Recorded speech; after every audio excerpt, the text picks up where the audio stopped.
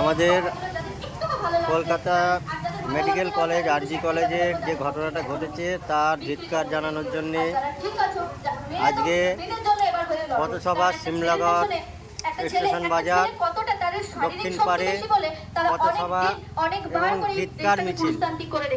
এর সময় এখন আর নেই, মেয়েদের মেয়েদের হয়ে দাঁড়াতে হবে। হাতে ক্যান্ডেল নয়, হাতে ফ্ল্যাশ লাইট নয়, এখন আমাদের ত্রিশূলটাই ধরতে হবে আর আমাদের কালিই হতে হবে। লক্ষ্মী সরস্বতী অনেক হয়ে গেছে, মেয়েদের ট্যালেন্ট নিয়ে অনেক কথা হয়ে গেছে, তাই জন্যই তাদের শিবদাটাকে এইভাবে ভেঙে দেওয়া হচ্ছে সমস্ত জায়গায়। আমরা কোনো সেক্টরে সেফ নয়। 36 ঘন্টা কাজ করার পর যদি একটা মেয়ে সেফ না থাকে তাহলে কোনো সেক্টরে কোনো মেয়েরা কোনো কোথাও সেফ নয়। এমনকি এই বাজারে নানা দোকানে কিন্তু মেয়েরাই কাজ করে, নানা জায়গায় মেয়েরা যুক্ত। তারা কোন কোন সুরক্ষা নিয়ে বাড়ি থেকে বেরোবে? তার যে মেডিকেল লাইনে এবার নিয়ে পড়তে যাবে তার মা বাবার একটাই কথা থাকবে, কেন অন্য লাইন নেই, তুই এবার এটা নিয়ে পড়বি, আবার যদি কিছু হয়ে যায়। এই ভয়টা যেন আমাদের আইনে না থাকে, আমাদের দেশে যেন মেয়েরা মাথা তুলে বাঁচতে পারে। আর শুধু পোশাকের জন্য নয়, মেয়েরা সমস্ত জিনিসে যেন এগিয়ে থাকে। আর মেয়েরা এগিয়ে আর সেটা পুরুষতান্ত্রিক দেশ জানে, তাই এইভাবে তাকে ভেঙে দেওয়া হচ্ছে।